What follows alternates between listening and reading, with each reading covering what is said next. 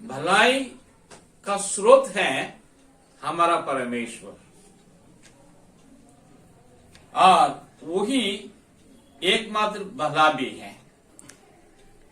Bible बताती है परमेश्वर ने पृथ्वी पर दृष्टि किया, लेकिन कोई भलाई करने वाला नहीं था, एक भी नहीं था।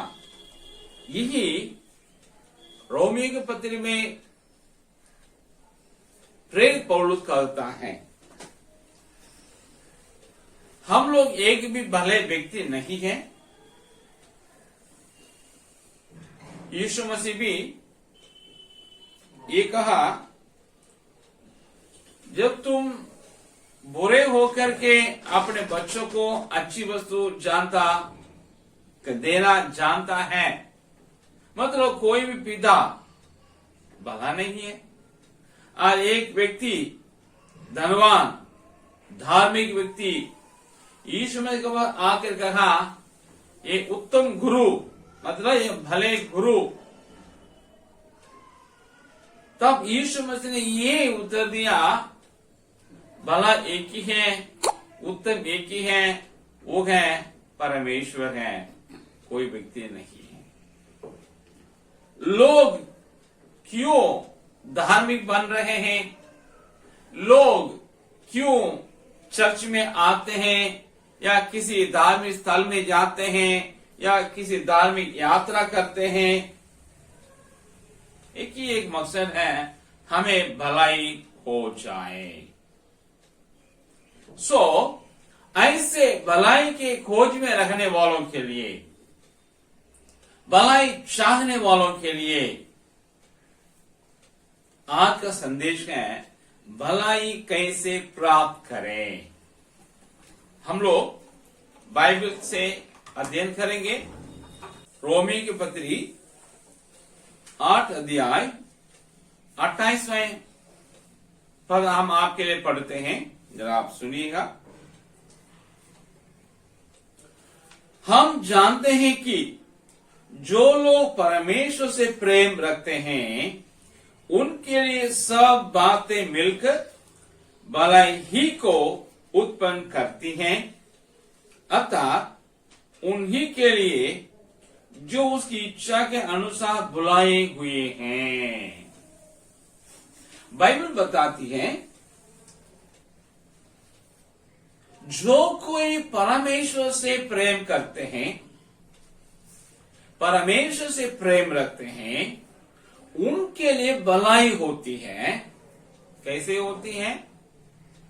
उनके जीवन में जितने बातें घटती हैं या दूसरे द्वारा बुराई किए जाते हैं, ये सारी बातें मिलकर के उनको भलाई को उत्पन्न करती हैं। नंबर 1, आपको मुझको परमेश्वर से प्रेम करना आवश्यक है। जब हम लोग परमेश्वर से प्रेम करेंगे तो हमारे जीवन में भलाई उत्पन्न होगी, बुराई की जगह है नहीं। लेकिन परमेश्वर से कौन प्रेम रखते हैं? परमेश्वर से कौन प्रेम करते हैं? चर्च जाने से या किसी तीर्थ स्थल पहुंचने से या कोई तीर्थ यात्रा करने से या कोई धार्मिक व्यक्ति बनने से कोई भी व्यक्ति परमेश्वर प्रेम करता नहीं है। मतलब इन बातें साइन नहीं है, एक चिन्ह नहीं कि ऐसा करने वाले लोग या ऐसे लोग परमेश्वर से प्रेम करते हैं। बाइबल बताती है, एक व्यक्ति आज से जब ईश्वर परमेश्वर आके पूछा, आज्ञाओं में सबसे बड़ी आज्ञा कौन सा है बाइबल के? मतलब 10 आज्ञाओं में कौन सा है? यहूदी पूछा, धार्मिक व्यक्ति पूछा, और जो 10 आज्ञाओं को उसके दृष्टिकोण के अनुसार अच्छा से पालन किया है, वो आकर पूछा कौन सा आज्ञा भला है? यीशु मसीह ने कहा, तुम अपने पिता परमेश्वर से अपने सारी शक्ति से, सारी बुद्धि से, सारे मन से प्रेम करो और वैसे ही अपने पड़ोसी से भी प्रेम करो। मतलब जो परमेश्वर प्रेम करता है, स्वाभाविक है वो अपने पड़ोसी से प्रेम करेगा। वो धर्म के नाम से दूसरे ऊपर प्रहार नहीं करेगा। बाइबल के अनुसार परमेश्वर प्रेम करने वाले अपने आप अपने पड़ोसी से प्रेम करेगा। वो अपने घर से शुरू होता है। जो अपने भाई से, अपने बहन से, अपने रिश्तेदारों से प्रेम नहीं कर सकता है, वो अपने पड़ोसी से भी प्रेम नहीं कर सकता है।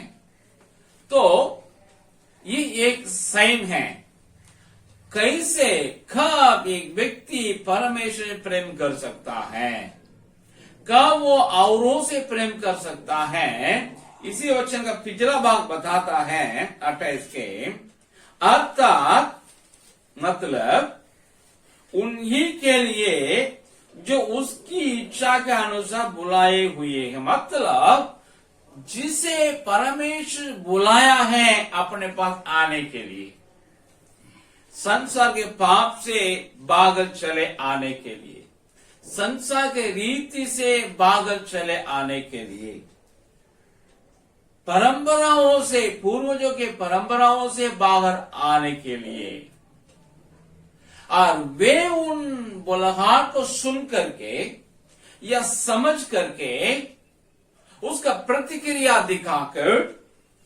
यीशु मसीह का पास चले आते हैं, पिता परमेश्वर का पास चले आते हैं, वे ही बुलाए हुए लोग हैं। ऐसे लोगों को बाइबल बताती है कलीसिया, या अंग्रेजी में कहा जाए चर्च। ऐसे लोग ही परमेश्वर से प्रेम कर सकते हैं, ऐसे लोग ही औरों से भी प्रेम कर सकते हैं। ऐसे लोगों के जीवन में जो कोई घटता है वो सब मिलकर उनके लिए भलाई को उत्पन्न करती है। एक और वचन है यूहन्ना 14 अध्याय 23 को हम आपके लिए पढ़ते हैं। यूहन्ना 14 अध्याय उसका 23वां वचन हम आपके लिए पढ़ते हैं। यीशु ने उसको उत्तर दिया, यदि कोई मुझसे प्रेम रखेगा तो वो मेरे वचन को मानेगा और मेरा पिता उससे प्रेम रखेगा। हम उनके पास आएंगे और उसके साथ वास करेंगे। यहां देखते हैं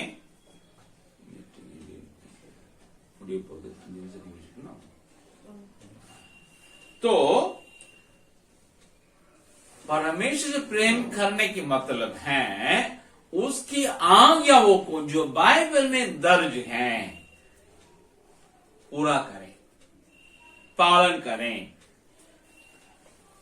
जो बाइबल की बात को मानता नहीं है, चाहे वो क्रिश्चियन भी हो, बाइबल की बातों को अपने जीवन में नहीं उतारता है, चाहे वो क्रिश्चियन भी हो या क्रिश्चियन परिवार में जन्म लिया हो, बाइबल के अनुसार वो परमेश्वर से प्रेम नहीं रखता है।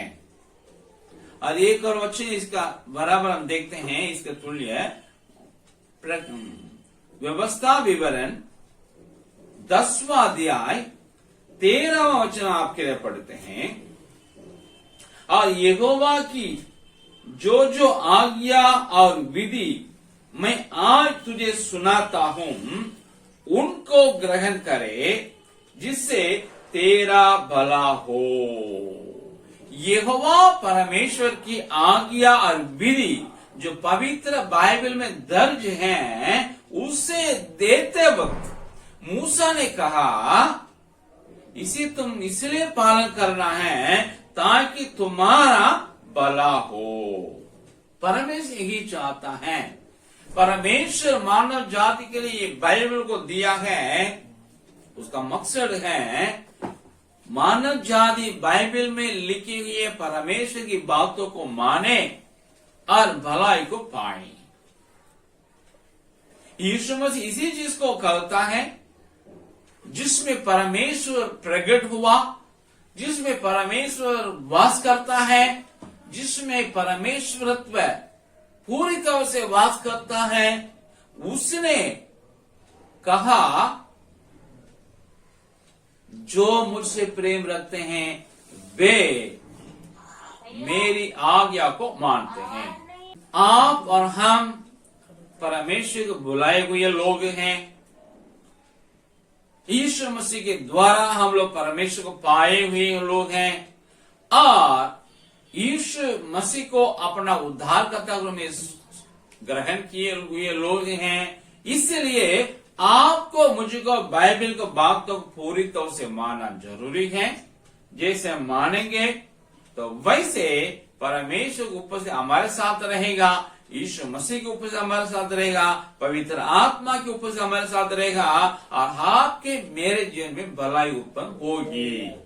चाहे कोई आपके लिए मेरे लिए बुराई भी करे, परमेश्वर उसको भलाई में तब्दील करने वाला है। यूसुफ कहता है, पुराने नियम की यूसुफ अपने भाइयों से कहा, तुमने मेरे लिए बुराई करने का विचार किया और परमेश्वर ने उसमें भलाई का विचार किया मेरे लिए, जैसा आज आप देखते हैं। प्रियो, आप चिंता ना करें। अगर आप बुलाए हुए लोग हैं परमेश्वर के यीशु मसीह के द्वारा और आप प्रतिक्रिया दिखा के यीशु मसीह को अपने व्यक्ति उद्धारकर्ता मान लिए और पिता परमेश्वर को अपना परमेश्वर मान लिए और पवित्र बाइबल की बातों को आप मानते हैं, आपके साथ भलाई होगी, इसको रोकने वाले कोई नहीं है। ये प्रथम बिंदु है। दूसरा बिंदु है इफिसियों की पत्री छठा अध्याय दूसरा और तीसरा वचन हम पढ़ते हैं। भलाई पाने का दूसरा एक मार्ग है, वो इफिसियों की पत्री में छठा अध्याय दूसरा तीसरा वचन में लिखा है। हम पढ़ते हैं, आप सुनिए। अपनी माता और पिता का आदर कर, यह पहली आज्ञा है जिसके पास प्रतिज्ञा भी है कि तेरा भला हो और तू धरती पर बहुत दिन जीवित रहे। बालकों को मतलब बच्चों को प्रेरित पौलुस लिखता है अपने माता और पिता को आदर करना है। ऐसा आदर करना है तो उनके साथ भलाई होगी। ये लिखा है, ये पहली आज्ञा है जिसके साथ प्रतिज्ञा भी है। मतलब 10 आज्ञा है जो पुराने नियम में दिया हुआ है, जिसे यीशु मसीह ने 2 आज्ञा में इंक्लूड कर दिया है, तब्दील कर दिया है। वो 10 आज्ञा में पहला जो 4 आज्ञा है, पहली, दूसरी, तीसरी, चौथी आज्ञा, ये मनुष्य और परमेश्वर के बीच में एक रिश्ता के बारे में बात करती है। और 5वां से लेकर के 10वीं तक जो आज्ञा है, बाकी 6 आज्ञा, ये आज्ञा है मनुष्य दूसरे मनुष्य के साथ बीच में जो रिश्ता है उसी को बात करता है।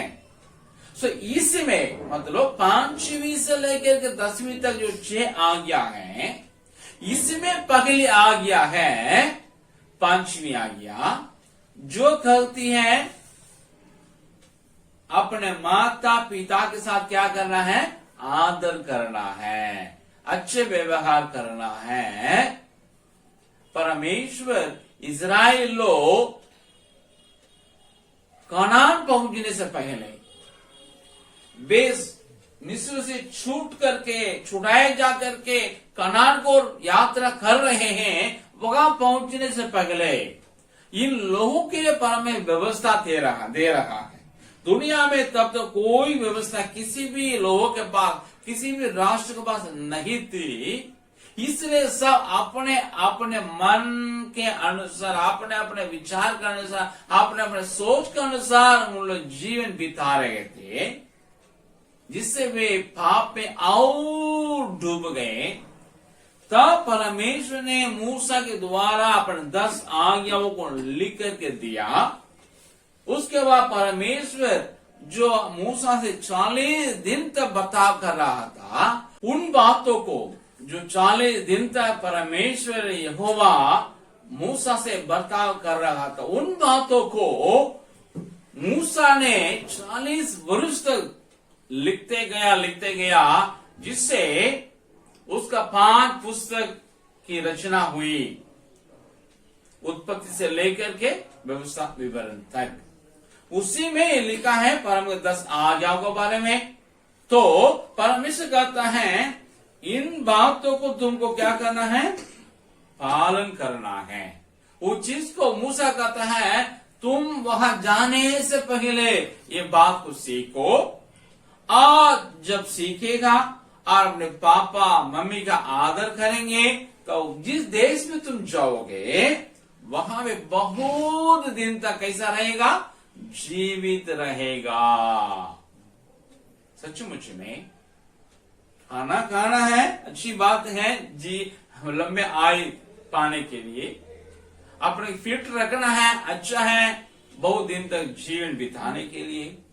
लेकिन सबसे बढ़कर है आपको अधिक दिन तक जीवन बिताने के लिए हर एक इंसान, हर एक बच्चे अपने मम्मी पापा को आदर करें।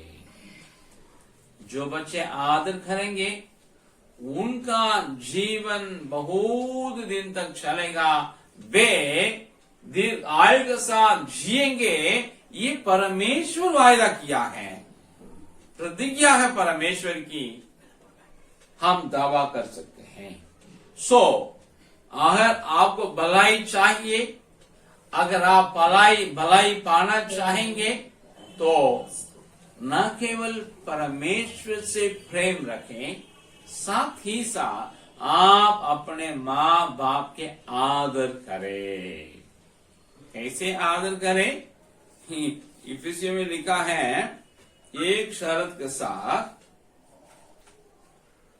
पगला वचन में 6 का पगला में, हे बालकों प्रभु में अपने माता पिता की आज्ञाकारी बनो, क्योंकि यह उचित है। जहां तक मम्मी पापा की बात आपके और परमेश्वर के बीच में न आए, तब तक आप अपने पापा मम्मी की आज्ञा को मान सकेंगे, और वही है आदर है। ऐसा आप करेंगे आपके जीवन में भलाई होगी, इसमें कोई संदेह नहीं। तीसरा बिंदु है, आपको व्यवस्था विवरण में आएंगे, उसके 8 अध्याय 15 वचन का हम पढ़ेंगे। और उस बड़े और भयानक जंगल में से ले आया है, जहां तेज विष वाले सर्प और बिच्छू हैं, और जल रही सूखे देश में उसने तेरे लिए चकमकी चट्टान से जल निकाला। यहां हम देखते हैं मूसा की एक और बात बाइबल में रिकॉर्ड है। वो अपने लोगों से कहता है, इस्राएली लोगों से कहता है, परमेश्वर तुमको कैसे अगुवा किया है, बड़े और भयानक जंगल में से ले आया है, जो मिस्र देश में से लगभग 20 लाख लोगों को परमेश्वर हमारे मूसा के द्वारा छुड़ा करके अगुवा किया कनान के वो जाने के लिए। ये प्रतिज्ञा दिया हुआ, वायदा किया हुआ एक नए देश में ले जाने के लिए वो रास्ता बहुत लंबा चौड़ा नहीं था, लेकिन परमेश्वर ने उनको ऐसा लंबा जो रास्ता से क्या किया है, अगवा किया है। वो रास्ता ऐसा रास्ता था बहुत विशाल और भयानक, वो था मरुभूमि। उसको जंगल करके इसमें अनुवाद किया है। ओरिजिनली मौलिक रूप से वो मरुभूमि का मतलब है जहां जल होता नहीं है। रेगिस्तान में भी जल नहीं होता है, लेकिन कहीं कहीं क्या होता है, उसका एक जगह होता है वहां पे मिलता है पानी, कहीं कहीं। लेकिन मरुभूमि में वो भी नहीं रहेगा। वहां आप एक तो पत्थर जैसा लैंड जमीन रहेगा, वहां आपको बोया भी जाएगा, भी गिरेगा, लेकिन वो उगेगा नहीं। पेड़ भी जल्दी कहीं आपको दिखेगा नहीं, क्योंकि वहां कुछ उगता नहीं, तो पेड़ कहाँ होगा। तो रात दिन में आपको धूप के लिए आपको छाया नहीं मिलेगा, रात में ठंडा से हम क्या करेंगे, कुछ नहीं बच सकते हैं। एकदम विशाल एक क्षेत्र होता है, और वो भयानक इसलिए होता है, वह उल्लू बहुत आवाज देगा, और लोमड़ी वो भी अपना आवाज देगा। ये सब सुनने से डरावना होता है रात के बेला में। दिन में तो धूप से बहुत परेशान होंगे, पानी नहीं मिलेगा। ऐसे रास्ते में ही परमेश्वर इस्राएल लोगों लगभग 20 लाख लोगों को लेके जा रहा है। इसका मकसद बता रहा है हमारे मूसा। तो क्या कहता है, परमेश्वर ऐसा ले आया जगह तेज विष वाले सर्प और बिच्छू हैं। वह सर्प, तेज विष वाले सर्प और बिच्छू भी होते हैं उल्लू के अलावा, लोमड़ी के अलावा। और जल रही तो बता दिए सूखे देश था, और उसने तेरे चकमक की चट्टान से जल निकाला। ऐसे स्थान में परमेश्वर इनको जल भी निकाला था। इन लोग बहुत दिक्कत में पड़े थे, कुड़कुड़ाते थे, लेकिन कहता है ये सब क्यों हुआ है, भलाई के लिए है।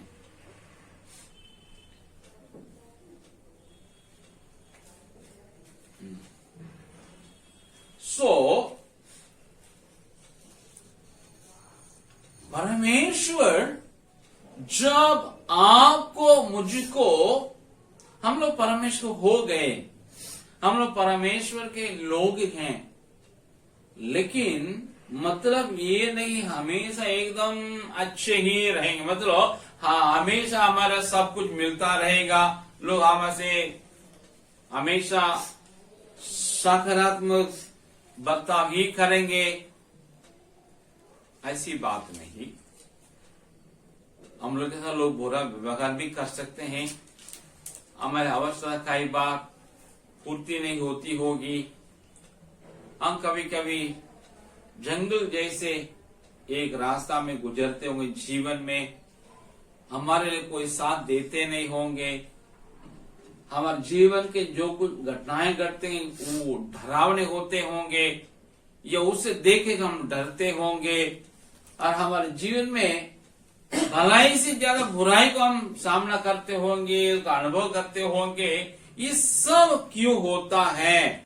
ऐसे समय में आपको मुझको कैसे रखना होगा? परमेश्वर विरोध में खुड़खुड़ाए न खुड़खुड़ाए, और क्यों ये प्रश्न ना करें, लेकिन उसमें भी हम अपना विश्वास का नहीं छोड़ करके अपने विश्वास में कायम रहेंगे, परमेश्वर से हम प्रेम करेंगे। हम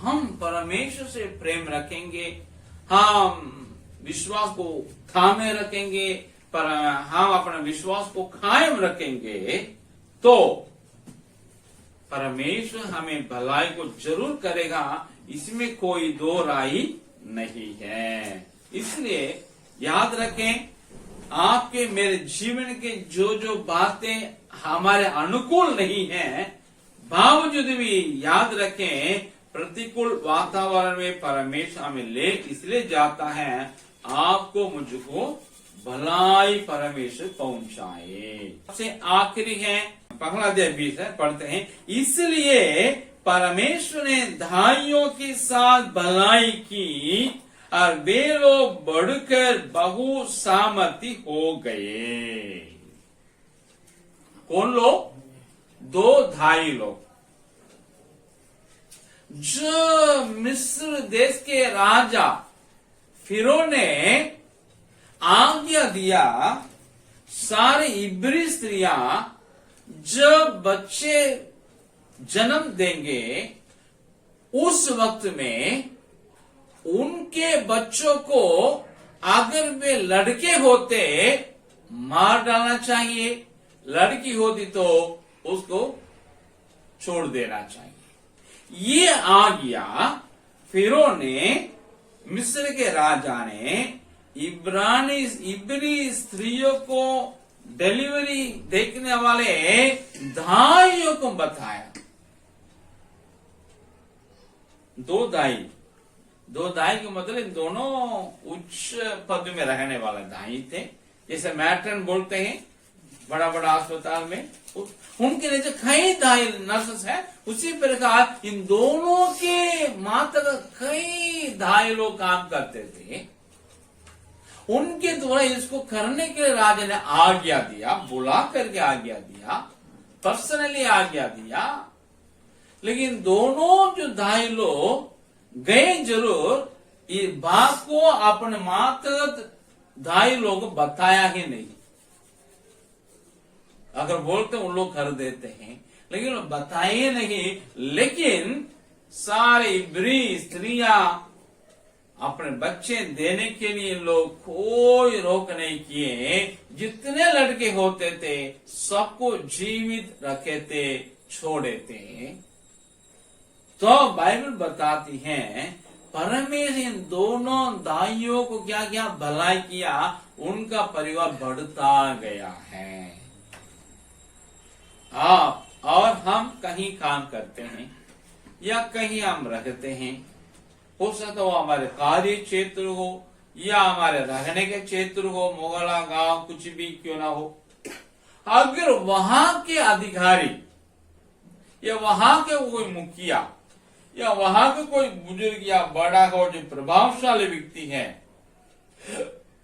वो आपसे हमसे कहें इनको बुराई करो, किसी और को बुराई करने के लिए, तो हम लोग उनको बुराई ना करें, हम उसमें से बच जाएं।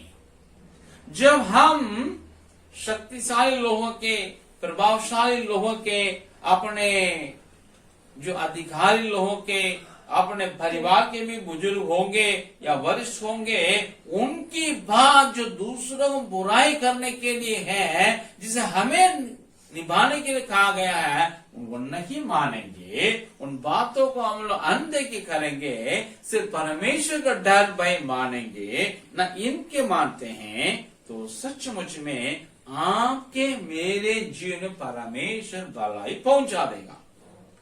ये भलाई को रोकने का कोई नहीं है। याद रखें, हम किन के लिए डरते हैं, किन के लिए नहीं डरते। 5 बातें मैंने आपको बताया। सबसे पहले परमेश्वर से प्रेम करें, मतलब परमेश्वर की आज्ञाओं को, बातों को, वचन को जो पवित्र बाइबल में दर्ज है हम लोग मानेंगे, जिससे स्वाभाविक है हम परमेश्वर से और अपने पड़ोसी से हम प्रेम करेंगे। हम धर्म के आधार पर किसी से नहीं लड़ेंगे, तो परमेश्वर आपको भलाई करेगा। जब आप और हम परमेश्वर के और हमारे बीच में के जो रिश्ता है उसमें कोई डैमेज नहीं करेंगे, मम्मी पापा के आज्ञा, तो उन आज्ञा को मानकर उनका आदर करेंगे तो परमेश्वर आपको मुझको भलाई पहुंचा देगा। और जो हमारे जीवन के कष्ट के संकट के समयों में भी, अभाव में भी, हमारे लिए मार्गदर्शन नहीं मिलने के वक्त में भी, अगर हम अपने विश्वास को थामे रहेंगे, कायम रखते हैं, यीशु मसीह को छोड़ते नहीं, बाइबल बाप को पढ़ने में, अध्ययन करने में, उसी को अपने जो उतारने में हम कायम रहेंगे, हम प्रार्थना में कायम रहेंगे, तो परमेश्वर की भलाई आपके मेरे साथ होगी। हम अपने बेस्ट गंभीरता पूर्वक परमेश्वर को देंगे तो सचमुच में हमारे साथ भलाई होगी। और आखिरी में हम हमारे ऊपर के बड़े लोग, प्रभावशाली लोग, शक्तिशाली लोग, वरिष्ठ लोगों के आज्ञा जो हमारे द्वारा निभाने के लिए है, दूसरों को बुराई पहुंचने का, बुराई करने का, उसे नहीं मानेंगे, लेकिन सिर्फ परमेश्वर के डर भय मान करके उन्हें अनदेखी करेंगे, तो परमेश्वर आपके मेरे परिवार को भलाई करेगा, कोई रोक नहीं सकता।